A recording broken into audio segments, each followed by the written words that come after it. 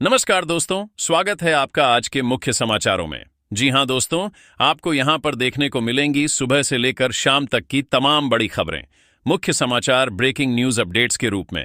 तो चलिए दोस्तों, जान लेते हैं आज की पहली बड़ी खबर। डोनाल्ड ट्रंप की तारीफ करने पर पाकिस्तानी प्रधानमंत्री अपने ही देश में हो गए ट्रोल। लोग बोले, शरीफ को चापलूसी का नोबेल दे दो, हमारे नेता इतने चाटुकार क्यों हैं। जी हां दोस्तों, पाकिस्तानी प्रधानमंत्री शहबाज शरीफ को उनके ही देश में अमेरिकी राष्ट्रपति डोनाल्ड ट्रंप की चापलूसी करना भारी पड़ गया है। दरअसल दोस्तों, उन्हें डोनाल्ड ट्रंप का चापलूस और चाटुकार बताकर ट्रोल किया जा रहा है।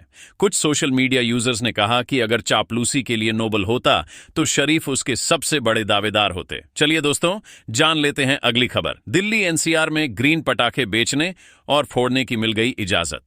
18 से 21 अक्टूबर तक परमिशन। सीजीआई बोले, पर्यावरण से समझौता नहीं, बैलेंस अप्रोच अपनानी होगी। जी हां दोस्तों, सुप्रीम कोर्ट ने बुधवार को दिल्ली एनसीआर में ग्रीन पटाखे बेचने और फोड़ने की इजाजत दे दी है। हालांकि यह परमिशन 18 से 21 अक्टूबर तक के लिए है। इस दौरान लोग सुबह 6 से 7 बजे तक और रात में 8 से 10 बजे तक, यानी कि कुल 3 घंटे ही ग्रीन पटाखे फोड़ सकेंगे। चीफ जस्टिस ऑफ इंडिया यानी कि सीजीआई बीआर गवाई और जस्टिस के विनोद चंद्रन की बेंच ने आदेश देते हुए कहा कि हम कुछ शर्तों के साथ ग्रीन पटाखे जलाने की इजाजत दे रहे हैं। सीजीआई गवाई ने कहा कि हमें बैलेंस अप्रोच अपनानी होगी, लेकिन पर्यावरण के साथ समझौता नहीं करेंगे। चलिए जान लेते हैं अगली खबर। तमिलनाडु सरकार हिंदी पर बैन लगाने वाला बिल लेकर आएगी। हिंदी फिल्म, गाने और होर्डिंग्स बोर्ड पर रोक संभव। मुख्यमंत्री स्टालिन बजट से रुपए का सिंबल बदल चुके हैं। जी हां दोस्तों, तमिलनाडु में सीएम एम.के. स्टालिन के नेतृत्व वाली डीएमके सरकार राज्य में हिंदी भाषा के इस्तेमाल पर बैन लगाने वाला बिल बुधवार को विधानसभा में पेश कर सकती है। मीडिया रिपोर्ट्स के अनुसार सरकार पूरे तमिलनाडु में हिंदी के होल्डिंग्स, बोर्ड, फिल्मों और गानों पर बैन लगाना चाहती है। सरकार ने इस बिल पर चर्चा के लिए मंगलवार रात कानूनी विशेषज्ञों के साथ एक इमरजेंसी मीटिंग बुलाई थी। तमिलनाडु विधानसभा का विशेष सत्र 14 अक्टूबर से शुरू हुआ है। चलिए दोस्तों, जान लेते हैं अगली खबर। चीन ने डब्ल्यूटीओ में भारत के खिलाफ शिकायत की। कहा, भारी सब्सिडी देकर घरेलू कंपनियों को फायदा दे रही है भारत सरकार, इससे चीन को नुकसान पहुंचा। जी हां दोस्तों, भारत में इलेक्ट्रिक व्हीकल यानी कि ईवी को बढ़ावा देने के लिए दी जा रही सब्सिडी पर चीन ने नाराजगी जताई है। राइटर्स की रिपोर्ट के अनुसार चीन ने बुधवार को इस मामले में विश्व व्यापार संगठन डब्ल्यूटीओ में भारत के खिलाफ शिकायत दर्ज करा दी है। चीन का दावा है कि भारत की यह भारी भरकम सब्सिडी उसके घरेलू कंपनियों को अनफेयर एडवांटेज दे रही है। इससे भारत में बिकने वाले चीनी इलेक्ट्रिक गाड़ियों और ईवी प्रोडक्शन पर असर हो रहा है। चलिए जान लेते हैं अगली खबर। पेंशन भोगियों के लिए अलर्ट। देर हुई तो अगले महीने नहीं आएगा पेंशन का पैसा।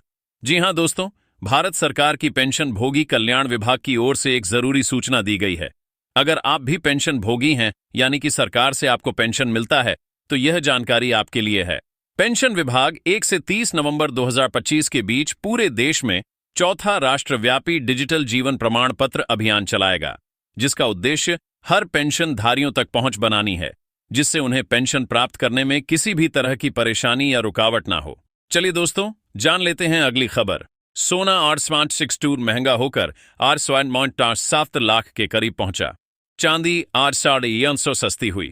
इस महीने सोना रोज 8.700 चढ़ा, चांदी 8.800 महंगी हुई। दरअसल दोस्तों, आज सोने के दाम में तेजी तो वहीं चांदी के दाम में गिरावट देखने को मिली। Indian bullion and jeweller association के अनुसार 10 ग्राम 24 कैरेट सोने के दाम RS 562 बढ़कर RS 6714 के ऑल टाइम हाई पर पहुंच गए हैं। वहीं दोस्तों, 22 कैरेट सोना RS 1670, 18 कैरेट सोना RS 9.536 और 14 कैरेट सोना RS 7488 प्रति 10 ग्राम के भाव पर बिक रहा है।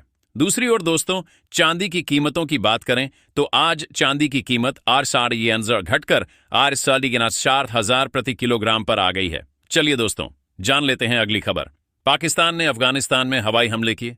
काबुल और स्पिन बोल्डर अफगानिस्तान पर हवाई हमले किए। अफगानिस्तान ने अफगानी मीडिया के अनुसार पाकिस्तानी लड़ाकू विमानों ने पाकिस्तान राजधानी काबुल के ते और स्पिंक बोल्डंग जिले के सिविलियन इलाके पर बमबारी की।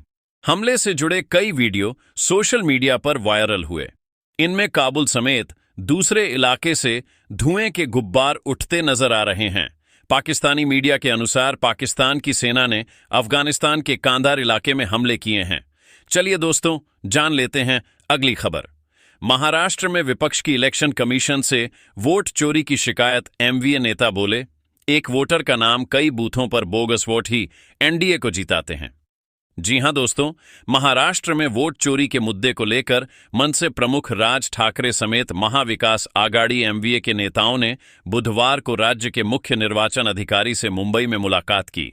एमवीए के नेताओं ने चुनाव आयोग से शिकायत की है कि राज्य के कई जिलों में एक वोटर का नाम कई बूथ और तहसील में दर्ज है। चलिए जान लेते हैं अगली खबर। हमारी बेइज्जती हुई धरती से निशान तक मिटा देंगे। हमास पर भड़के इजरायली मंत्री, आईडीएफ चीफ ने धमकाया। जी हां दोस्तों, इजरायली सेना IDF chief of staff lieutenant general Eyal Zamir ने कहा कि जब तक हम सभी बंधकों को वापस नहीं ले जाते तब तक सेना आराम नहीं करेगी। उन्होंने कहा कि सभी बंधकों को वापस लाना इजरायली सेना का नैतिक, राष्ट्रीय और यहूदी कर्तव्य है। हमास अब भी 21 मृतक बंधकों के शव अपने पास रखे हुए हैं, जबकि पिछले 2 दिनों में उसने केवल 7 शव लौटाए हैं। इससे पहले सोमवार को हमास ने सभी 20 जीवित बंधकों को रिहा कर दिया था। चलिए जान लेते हैं अगली खबर। दिल्ली में छात्रा का आरोप, यूनिवर्सिटी कैंपस में दबोचा, टी शर्ट फाड़ी, पैंट उतारने की कोशिश, जबरदस्ती अबॉर्शन, पिल खिलाई, एफआईआर दर्ज, चारों आरोपी हो गए फरार। जी हां दोस्तों, दिल्ली में साउथ एशियन यूनिवर्सिटी एसयू की एक 18 साल की छात्रा के साथ जबरदस्ती करने की घटना सामने आई है। हादसा 12 अक्टूबर की देर रात हुआ। पीड़िता ने शिकायत में बताया कि 4 आरोपियों ने यूनिवर्सिटी कैंपस में मुझे दबोच लिया और टी शर्ट फाड़ दी। आरोपियों ने पेंट उतारने की भी कोशिश की। पुलिस ने मंगलवार को बताया कि पीड़िता बीटेक फर्स्ट ईयर की स्टूडेंट है। चलिए जान लेते हैं अगली खबर। 2040 तक मानव को चांद पर ले जाएगा भारत। इसरो चीफ नारायणन ने बताया 2027 में एलएचए होगा स्वदेशी मानव स्पेस मिशन गगनयान। जी हां दोस्तों, इसरो चीफ वी नारायण ने बुधवार को कहा कि भारत ने 2040 तक अपने नागरिकों को चंद्रमा पर उतारने का टारगेट तय किया है। वहीं भारत का पहला मानव स्पेस मिशन गगनयान 2027 में एलएचए होना है। नारायणन ने बताया कि इसरो 2035 तक भारतीय अंतरिक्ष स्टेशन बीएस की स्थापना और 2026 तक 3 बिना मानव वाले गगनयान मिशन एलएचए करने पर काम कर रहा है। इनमें से पहला मिशन, जिसमें अर्धमानव रोबोट व मित्रा शामिल होगा, दिसंबर 2025 में एलएचए किया जाएगा। चलिए जान लेते हैं अगली बड़ी खबर। उत्तरकाशी में लगे भूकंप के झटके, 3.6 रही तीव्रता। जी हां दोस्तों, उत्तराखंड के उत्तराकाशी में भूकंप के झटके महसूस किए गए। ताजा जानकारी के अनुसार उत्तराकाशी में आज 3.6 तीव्रता का भूकंप आया था।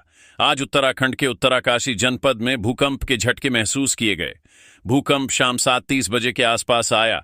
भूकंप की तीव्रता 3.6 मापी गई और भूकंप की गहराई 5 किमी नीचे दर्ज की गई। चलिए दोस्तों, जान लेते हैं अगली खबर। आईसीसी टेस्ट रैंकिंग, यशस्वी जायसवाल टॉप 5 में लौटे। पंत नंबर 8 पर, बॉलर्स में कुलदीप 21 से 24वें नंबर पर आए। वनडे में रोहित कोहली को नुकसान हुआ। जी हां दोस्तों, भारतीय ओपनर यशस्वी जायसवाल और गेंदबाज कुलदीप यादव को आईसीआईसी रैंकिंग में फायदा हुआ है, जबकि रोहित शर्मा और विराट कोहली को नुकसान झेलना पड़ा। आईसीसी ने बुधवार को रैंकिंग जारी की। 23 साल के यशस्वी जायसवाल दुनिया के 5वें नंबर के टेस्ट बैटर बन गए हैं। उन्हें 2 स्थान का फायदा हुआ। जायसवाल के पास 709 रेटिंग पॉइंट्स हैं। वहीं दोस्तों, कुलदीप यादव 7 स्थान की छलांग के साथ टेस्ट बॉलर रैंकिंग में 14वें स्थान पर आ गए हैं। उनके पास 629 रेटिंग पॉइंट्स हैं। चलिए दोस्तों, जान लेते हैं अगली खबर। बिहार चुनाव, बीजेपी की दूसरी लिस्ट हुई जारी। 12 नाम आए सामने। एक दिन पहले पार्टी ज्वाइन करने वाली मैथिली ठाकुर को टिकट, बक्सर से पूर्व आईपीएस आनंद मिश्रा को उतारा। जी हां दोस्तों, बीजेपी ने बुधवार को 12 नामों की दूसरी लिस्ट जारी कर दी। लिस्ट में 2 फेमस चेहरों को जगह मिली है। लोक गायिका मैथिली ठाकुर को अलीनगर से टिकट दिया गया है। मैथिली ठाकुर ने एक दिन पहले 14 अक्टूबर को ही बीजेपी ज्वाइन की थी। वहीं दोस्तों, मैथिली ठाकुर को जिस अलीनगर सीट से टिकट मिला है, वहां से पिछली बार वीआईपी के टिकट पर मिश्री लाल